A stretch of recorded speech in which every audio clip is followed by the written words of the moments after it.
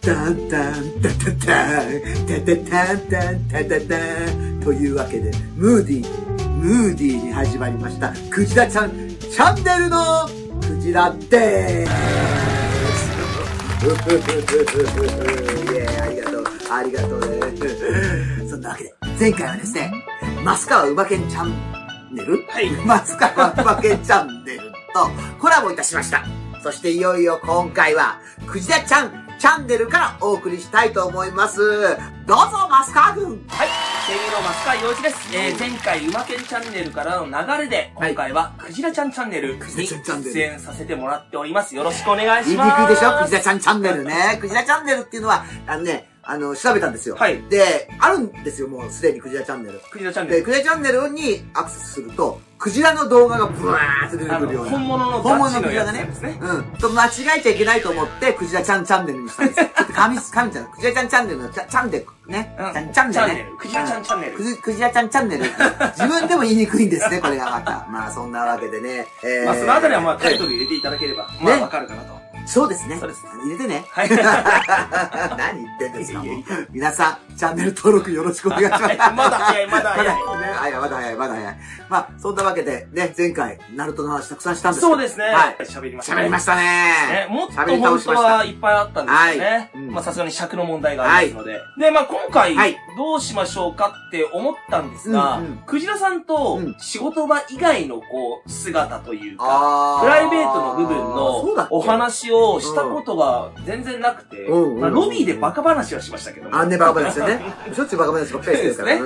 で、まあ、楽しくそこは、やらせてもらったんですが、まあ、本当にちょっとこう、ナルトとはちょっと離れた、一女優クジラさんっていう部分の、恥ずかしいな、女優。なんでですか任せてください。本当ですか任せてください。一応、まあ、いろいろ本当は100ほど質問を用意してきたんですが、さすがに100はね、朝になっちゃいますから。朝になっちゃうね。そうですね。なので、ちょっと厳選して、今日僕は持ってきたんですよ。持ってきたのわざわざ。そこにポケットたくさん入ってるポケットにね。いっぱい入れるとこありますからね。で、8個にしました。はい、限定8個。そうですね。で、今、1から8まで一応こういう風にカードを用意しました。で、クジラさんの好きな数字を言っていただいて、中に入ってる質問をクジラさんにこう答えていただければ。1から8までそうですね。OK。じゃあね、8! 8をまあ、急にもう始まりますけど、じゃあ8番ですね。クジラさん自身の声の強みに気づかれたタイミングっていつでしょうか？声の強み？そうですね。まあ、もともと声が低いって言われてたし、ただ、声優にまあ、なるとはちょっと思ってはいなかったんだけど。最初はね。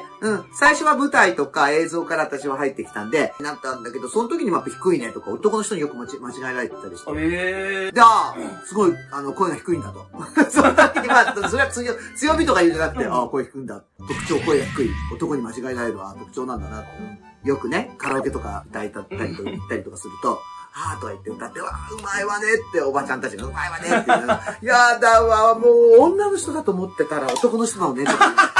そこ逆に勘違い。いや、女の人でいいんですよ。おばちゃん、それ、私女の人で正解ですよって言ったらみんなキョトンとしちゃったり。そういうようなエピソードがたくさんあるんですね、私。で、まあ、千葉茂っていう、知り合った。もう僕も、知り合った。芝居で。で、それで、千葉さんが、ちょっと、若子っていうのを本名ね。本名若子っていうんだけど。もう公表してますもんね。公表してるから、大丈夫です。本名若ちゃんさ、ちょっと声の仕事してみないって言われて、初めてやったのが CD ドラマだったかな。で、やり始めた。で、そのうち、ありがたいことに、いろいろ見に来てくれた人とか、千葉さんの現場って、割といろんな人が見に来るのね。それでそこで、見に来てくれた人が、ちょっとこういう仕事があるんだけど、この子ちょっとやらないかしらって言うんで、やり始めた。まあちょっとそれまあ声優になるきっかけなんですけどね。で、そのうちやってるうちに声の仕事が多くなって、私、声の仕事できるかもしれないなと思って。でもその時にはまだ強みはよくわかってない。仕事を重ねてきて。そう。それで、今の事務所に入って。で、やり始めた。そそしたらなんか、来る役みんななんかガサガサしたような声がします。よく機械なんかはね、なんかすごい低い声の、なんか黒人とか。俺も黒人のおばちゃんとかやられてないんですかって言おうと思ったら。そうか、そんなのばっかり来るわけ。こんなのばっかりだな、みたいな。で、なんだか、男だか女だかよくわからないような役とか、なんかそんなのばっかり来てて、これもしかしたら、みたいな。これもしかしたら私ったら、こう、低い声とかが要望されるのかなと思って、まあ、それですね。そんな感じ。で、やっぱり、それこそ良くも悪くもターニングポイントになった、ナルトのオロチマル。これでも決定的ですね。この声でもっと低くお願いします。だって、これほとんどカスカストンですから出てますかみたいな声でね、やってるわけじゃない。普段の声も低いけど、ますます低い音っていうかを要求。意識しても。意識して、そうですか。わかりました。ほとんどカスカス。カスカスで届いてますか皆さんみたいな。で、そうなんだって。そこだよね、やっぱり。本当に。だから、気づくの遅かったっていうわけじゃないんだけど、で、それまで結構無理して高い音とか出したりしてたんだけど、そういうの一切やめました。なるほどね。で、もちろん、要求される。特におばちゃんの役とかやるときに、おばちゃんの役、4つぐらい、あるとき4つぐらい、金役でおばちゃんの役やんなきゃいけないって。これどうしようもないじゃん。なかなか。おばあちゃんもあるんだけど、4役、5役、ちょっと入ったなと思って、最初はこの今地声でやってて、で、次はなんか、もうちょっと低めでやってて、で、次、後ろが高い音で、そうね、違うわねって言ってやったの。だからおばあちゃんみたいでしょ？だから一番100歳ぐらいのおばあちゃんの役を、それでやったの。今のなんか俺、初めて聞いたね。ちょっとすげえ新鮮でした、今。私はどうもすいませんね。面白いわ、あなた。っていう。ちょっと、今のいいな。いいな。そう。すげえなんか新たな。だから、それで、この声質が強みだっていうことが分かったからこそ、だってできるわね。なるほど。できる。まあ、なんか、あれですね。やっぱり役との出会いの中で、だんだんこう、そう。じゃあこの役どうするって言われて、いくつかある中で、これなんかバリエーションにならなきゃいけないなとか思って。だからそれを気づいた時からはね、金役も多くなった、やっぱり。クジラさん頼んでも金役やってくれるんだっていうか。なるほど。ちょっとね、低いこの声が割とインパクトも強いから、他ちょっと金役かどうかなとかっていう人が多かったんだけど、おばちゃん4役やった時はさすがになんか作んなきゃって思ってそういう風にやったら、そっちでのあれもあんだ。すごいな。皆さん今聞きましたか？普段のクジラさんからは聞けない声が出ました、今。そうですか、ありがとう。皆さんのおかげで生きております。ありがとうございます。なんてサービス精神旺盛なんですか？そんなわけです。はい。ありがとうございます。じゃあちょっと次行きたいと思います。次は1から7ですね。はい、6。6番。クジラさんとのつながりの強い千葉さんを一言で表すと。神様だね。自分でも言ってるけど。それ、宇宙から来た人なんじゃない？そうなんですよね。4次元の人間なので。4次元の人間なの。なんだかわかんない4次元の人間。もう、千葉さんは影響力が強いね、やっぱり。そうですね。演出も結構独特ですよね。なんかどっちかっていうと。私だから千葉さんの演出好きだよ。なんか、舞台の演出がやっぱり独特なんだけど、アリがあってね、アリをどんどんこう、追いかけてくれないとか言われてさ、何が意味があるんだろうそういうのとかね。なんかちょっと僕もそのデビューの時、千葉さんが音響監督の作品だったんですけど、ジャンボジェットのタービンがあるじゃないか。あそこに飛び込んで、バラバラにされる感じの気持ちを出せばいいんだよ。どういうことみたいな。そういうダメ出しはね、よくあるんだよね。そう。いや、痛いってことなんですか？いや、もうそういうことじゃなくて。そういうことね。そう、イメージみたいな。なんかこう、役者にこう、いろいろ考えさせるような。そう。言いますね。あれはね、すごくいいと思う。多分強くとか弱くとか言わない。そうなんですよね。あれは、あえて俺はやってるんじゃ、そういう、言葉の使い方してるんじゃないかなと思ったりはするんですよね。要は、強くしてくださいとか、弱くしてくださいとか、尺を合わせてくださいとかいう一切言わない。だから、こういうイメージ。だから、こっちが想像をさせるための言葉をやるんだな。いや、僕もすごいためになって、やっぱこう、ど素人のままデビューしちゃったので、そのど素人がどういう風に、周りでやっぱり一線でやってる方々と、戦えるかって、やっぱその多分考えさせるために多分僕だけにそういう演出。そんなことない、そんなことない。本当ですか？うん、千葉さんはそういう演出なさる。なるほど。うん、すごいよ。なんかね、これは、わかんねえと思うけどな、みたいな、そうです。いや、でも僕はすごい勉強になりましたね。そうそう。神様。千葉さんは神様らしいですよ。神だ。神ですね。自分で言ったから。空も飛んでますからね。飛んでるから。空も飛んでるしね。そうですね。なるほど。神様か。ちょっと今度あったら神様って呼んでる。宇宙人だしね。はい。宇宙人とかね。宇宙人か神様。気分によってちょっと使い分けて声かけてみようと思います。はい、ありがとうございます。はい。じゃあ、まだまだ時間ありますので、1、3、5、7、1。今後、やりたい役はありますかね？こういうのをやってみたいっていうものですね。そうですね。やっぱりね、いろんな動物の役とか。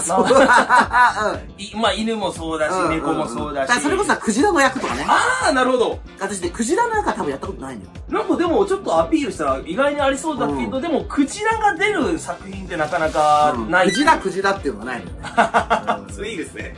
漢字でクジラで、キャストにひらがなでクジラで。ある番組でね、私は違うそれの役だったんだけど、クジラの役があったの。ホエールっていう。それは、私なのかなと思ったら、それ違う人。あら。そこははめてくれなかったんですね。それは違った役だね。だからそれはそれで、でもそっちの方が合ってたから、全然あれなんだけど、なんかやっぱりクジラがやるクジラっていうさ。面白いですよね。面白いよね。で、私テロップが見てみたいんだよね。クジラっていう。ちょっと語呂いいですよね。クジラ。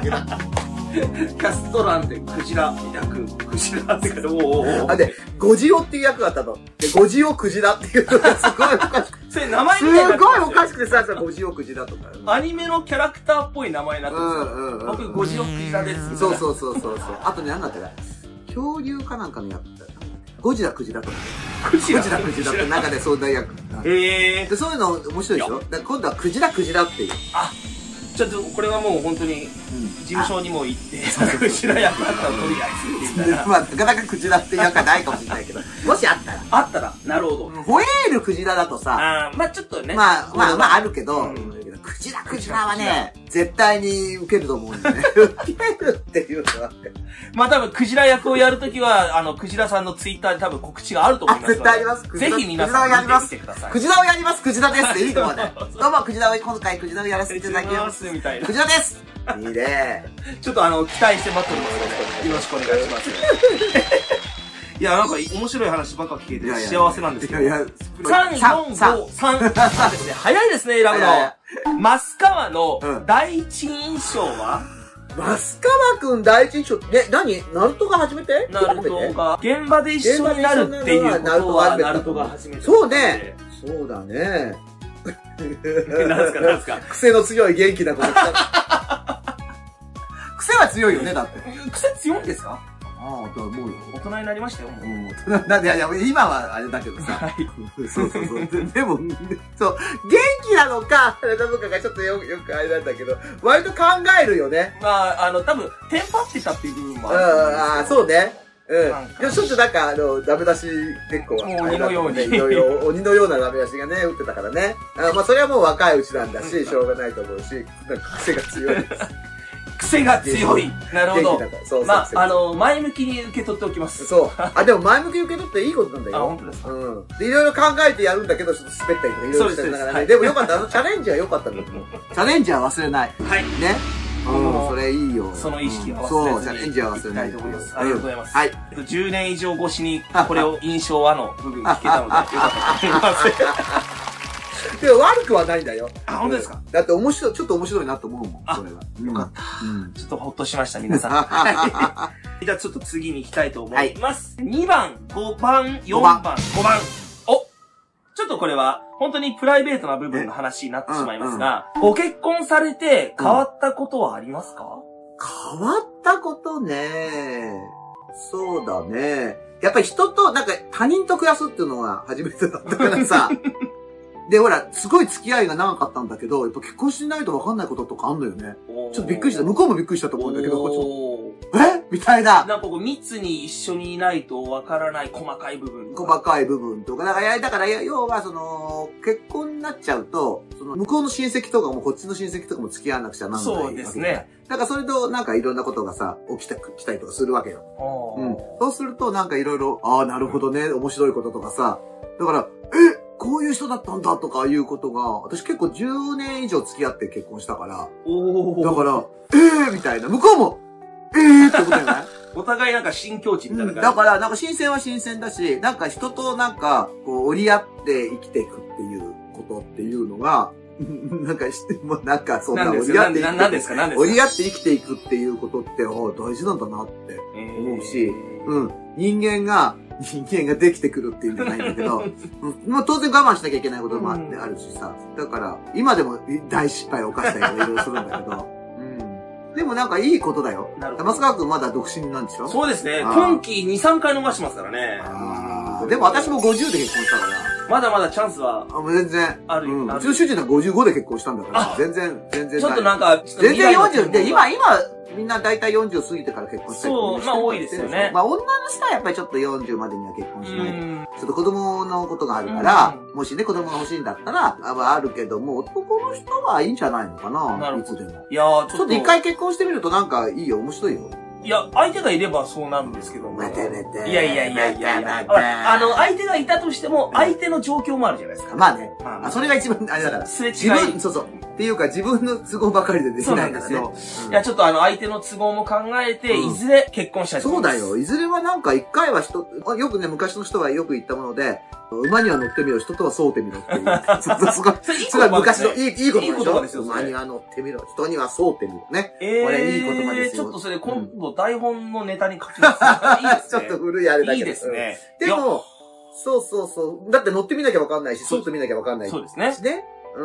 で、それでなんか、へーとかって思ったりとか。だからって思うこともあるし、なんだろう。改めて、この人、こんないいとこもあるんだとか、欠点も長所もわかるから、いいよ。ありがとうございます。ちょっとマスカイジ、結婚に向けて前向きな気分になりました。前向きに。はい。悪いことじゃありません。皆さんもご結婚、してみたらどうぞ。してみたらどうぞ。言葉おかしいか。はい。じゃあ、あと3枚になりましたね。2、4、7。7。ラッキーセブンですね。はい。尊敬する先輩役者はそれはもちろん千葉さんですよ。それは、千葉さんは出さなきゃ。出さなきゃなって、それ建前みたいになってます。じゃなくて、本当尊敬してる。千葉さんは名前をつけてくれる時もそうだったんだけど。そうですよね。私のことやっぱりよく、ふざけた名前が多いんですけど。でもね、と思ったのはね、クジラって名前はね、テロップに出てた時に、幼稚園の子供から漢字じゃないからクジラってひらがなじゃない。はい。絶対覚えるから、絶対いいんだよって言われたの、まず。人に分かりやすい名前がいい。でも、クジラじゃ男だか女だか分かんないしな、とかさ、いろいろ思ったの。だけど、いいの私なんか、考えてみたら男か女か分かんないようなキャラクターばっかりやってんだから、いいんだけど、だからそれが正解だったんだよね。だからほら、限定されないから。女の名前でもないし、男の名前でもないから、一体どっちなんだろうっていうところで、クジラさんって、で、声もそうだし、どっちなんだろうっていうところで興味を引くじゃん。そうですね。誰なんだっていう。誰なんだクジラ何なんだねだんだん歩み寄っていく。で、最初はピンとこなかったし、2年経ったらやめようとか思ってたし。だけど、やっぱり千葉さん先見の明があるよね。で、あとね、やっぱりクジラってつけてね、やっぱりね、最初にね、いい名前つけたねって言ったのが志村けんさんなんだよ。で、ちょうど私、なんかのコントかなんかのやつで、志村さんのやつの番組に出た、ちょうどクジラって名前つけてしばらく経ってないから。それで、いい名前つけたねって言ったのよ。だって子供が喜ぶじゃないって言った。あの人いつも常に子供が喜ぶものっていう目線でしょ。でね、って、そうか、私いい名前もらったんだ、千葉さんからって思って、だからね、やっぱり私、千葉さんってそういう、立てやすい今日でクジラがいいよって言ったんじゃないんだなって、その時に思ったし、そう。で、ある時アニメの現場で、これ私の役じゃないけど、まあいいか、なんていう、なんか、おかみさんの役なんだけど、綺麗なのよ、すごく。あるとかって思ったんだけど、で、まあやってあれしたんだけど、そしたらそこのプロデューサーがね、まだ若いプロデューサーなんだけど、僕の初めてのプロデュースなんですと、私のとこ来て、そうなんだ、と思って。で、それで、初めてのプロデュースした時には、クジラさんをぜひ使いたかったですっていうから、なんでって言ったら、僕が小学校の時に初めて声優さんっていうので、認識したのがクジラさんだったんです。テロップでクジラって流れて、クジラっていう声優さんだ。で、絶対に、そういう職業について、プロデューサーで、僕の番組が、アニメのプロデュースする番組には、クジラさんをぜひ使いたかった。その時に千葉さんにどうもありがとうございました。ですね。もう随分経ってからだけどね。まあ、結果の。10年以上経ってからだけどね。もう結構経ちましたね、それ。いや、でもそれでもね、さっきクジラさんがおっしゃられてた、クジラ役のクジラですみたいな、やっぱり目に留まるような。目に留まるよね。だから千葉さんは神なのよ。すごいですね。私その時にまた千葉さん、これだから、とか言ってたけど、やっぱすごいよね。ちょっと俺も、お前マスカーにも芸名つけてやろうかって言った時断らなきゃよかった。でもね、わかんない。でもね、いい人とはなんかわかんないけど。だから、私ね、それは千葉さんにも感謝してるし、もう尊敬もしてる。この人すごい。いいなぁ。天才肌、天才にしかわからない考え方をしますので。あとは田中真由美さんね。もう尊敬してる。私尊敬してるっていうか、もう田中さんも、もうクジラこうだよって、もうあの人のなんか、いろいろ教えてもらったことっていうのも多いし、まあ、ちょっとそれこそ嬉しいのは、私が声の仕事をし始めて、あれしたけど、同じ番組のなんかレギュラーかなんかなった時かな、その時に、まゆみさんがいろんな人に、クジラっていうのは面白いから一回使ってあげてよってみんなに言ってくれて、そしたら、事務所に、クジラさんでお願いしますって言って、事務所の、はぁと言ってて、初めてなんかあれするって、どうして一回使ってみろって田中真由美さんが言ってって言って、なんていい人なんだ。同じ事務所の先輩でもないのに、みたいな。なんていい人だった。ちょっと事務所もびっくりだったでしょうね。どうもありがとうございましたって、早速田中さんに連絡。まゆみさんに、いい人だよ。なかなかいないよ、そんな人。いや、そうですよね。恩人ですよ。もうそうですよね。尊敬っていうよりも恩人です。でもありがたいことですよね。ありがたいですよ。もう本当そんなね、先輩とかのおかげで今あるわけですよ、みたいな。足を向けて寝れませんよっていうことですね。はい。なるほど。ありがとうございます。じゃあ、残り2枚になりました。4番。いや、はい。番号は言わせてください。今までで一番思い入れのあるキャラクターは何ですか？やっぱりそうだな、大神桜はやっぱり、あれですね。弾丸の、なるほど。見てました、見てました。あれは、やっぱりちょっと、思い入れっていうよりも、中学生、それがそうだったけど。パンチの問題ですか？ダメ出しが、すみません、次元大好きみたいなお願いします。渋くお願いします。女子高生ですよねって言ったそういうのもあるんだけど、やっぱりこう、男気のある。男気のある女子高生。あれはね、ちょっと正義感のもうすごい強い男気のある、親友のために命を張るっていう。結構ね、私ね、割とそういった面では、これやってよかったなっていうのが、もちろん、ね、長くついて落とせとそういうのももちろんそうなんだけど、あとね、坂本ですがっていうアニメで、石田明のお母さん役をやったんだけど、明ちゃんすごい、冴えない男子高校生がいるのね。で、それのお母さんで、主役の坂本くんだから、スーパー高校生がいる。なるほど。それに恋しちゃって、息子が熱が出て風邪ひいちゃったのをいいことに、息子の制服を着てお母さんが行っちゃって、坂本くんに会いに行くっていう、そういうあれがあって、すごい大好きで、もうすごいマニアックなほど坂本くんが大好き。そのキャラクターもなかなかパンチありますね。あれはね、ちょっとでも泣けるのよ。あまりのけなげさに。なるほど。で、最後、ダメだ、私恋できない。だって私はお母さんだからって思いとどまるんだけどさ。お母さんだからとか思いとどまるんだけど、なんか涙が出ちゃうの、なんかやってて。ちょっと見てみます。私はお母さんだからってね、ちょっとね、なんかね、けなげで涙が出ちゃうの。私もなんかやりながら涙出たもん。なんか、役で泣くじゃなくて、なんか、あまりにもけなげすぎて泣けてきたっていうの。それでなんかちょっと泣いちゃったってか。不思議な感覚だった。でも、クレさん、OK です。よかったです。とか言われた。だから、そう客観的に泣いてんだよね、きっと。なるほど。そして最後の質問になります。7番。役者以外で、したいお仕事ってありますか？役者以外でしたいお仕事。役者歴長いと思いますけど、もし、if みたいなことで、もし、役者になってなかったらとか幼稚園の先生。幼稚園とか。めちゃくちゃ子供が好きそうな格好しますもんね。そうでしょ。今ほんと、これもね。私ね、もともと学校が小学校の先生になるとか、幼稚園の先生とか、その学校だと。もう、そういう教育もカリキュラムに入ってるみたいな。で、だから一応資格とかを取って。じゃあ、一応資格は持たれてる？そう、教育実習。そのために入ったみたいな。すごい迷ったのね。で、栄養士もちょっとね、なりたかったんだよね。で、お料理の先生になりたかった。なるほど。お料理の先生か、幼稚園小学校。どっちか。どっちか。なるほど。お料理の方が、いつもでも、勉強すれば嬉しいって。だけどすごい迷った。すごい迷うって、お料理の先生。いや、でも迷いますよ。だって。迷うよね。どっちまでなりたい。お料理の先生はなんかなりたかったんだよな。でもね、その2つ。幼稚園の先生が、お料理の先生。で、本当に役者の道に足踏み入れてなかったら、どっちかを。まあね。まあ就職に失敗したから役者にしてる。そういう裏話もあるんですね。そう。だから、今でも、それはちょっとやりたいなって思う。だから、お料理の先生ってほら、NHK の今日の料理とかさ、いろいろあったよね。はい。ああ見て、こういうのやりたいなとか思ったりとかして。いや、チャンスはあると思いますけどね、今後。ね。でも普段もお料理普通にされてない全然。あれ前はいらっしゃったけど、結婚してからはね、主人が作ったりとかしてる。優しい旦那さんなんでしょうか。だからあんまり私も作ってないんだけど、でもなんかこうやったりとか、この食材でこれを作ったら美味しいだろうなとか、そういうのもあるんだ、やっぱり。だから、管理栄養士とかさ、そういうのも取りたかったな、やりたかったなって。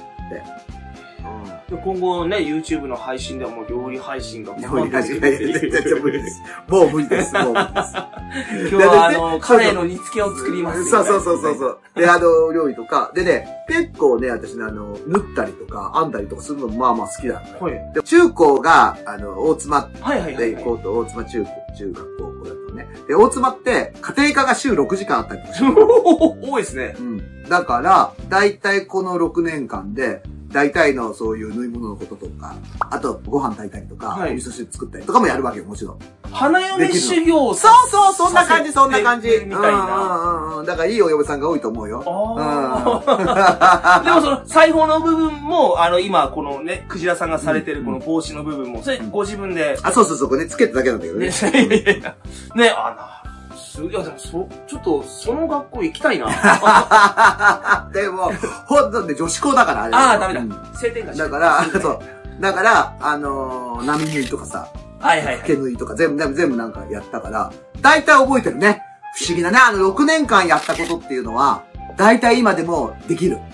こう、無意識でもこう。で、ちょっとなんかどうだったかなと思っても、こう、ちょっとなんか見たりとかすると、そうだったと思ってすぐ思い出す。だからもうそういうね、まあお料理もそうだけど、そういうのをやりたいな。でもね、やりたいこと2つ、どっちも選ばず、選んでないとこで今いるっていう。だから本当だよね。不思議なもんですよね。不思議なもんだよね。本当に。まあ、お芝居なんかは好きだったから、高校の時演劇部入ったりとかしてたから。でもそれはあくまでも趣味じゃん。まあ、趣味というか、部活動ですからね。部活動だから、まさかこれを選んでやる。ガチでプロになろうとは、その演劇部の時は思わなかった。そんなの。本当に部活の一環として。部活の一環として。でも、たまたま就職が全部なんか落ちちゃったのよ。これどうしたらいいだろうと思って、じゃあちょっとなんかあるけど、でもそこに行くのもなーとかって。で、それで、紆余曲折ありの役者に。で、それで、うちの母が、なんかこうさ、芝居とか好きだから、なんかどっかの養成所行ってみたら、みたいなことを言って、お母さんの親の方からですか？で、あんまり私が落ち込んでたからじゃないの？落ちちゃったから。うちの母も好きだったからね、芝居やる。そうなんですね。で、本も書いてたし。なるほど。だから、ちょっとなんか行って、こういうのもあるわよ、みたいな感じ。ちょっと背中押してくれたんですね。そう。で、まあちょっと、行ったらハマっちゃって、で、そっちに。お母さんにも感謝ですね。そうだね。は本当に。それでまあ、それで芝居やることかな。なるほど。いや、初めての会話なんで、プライベートな話ですけど、いや、なんかいろいろ感化されましたね。いや。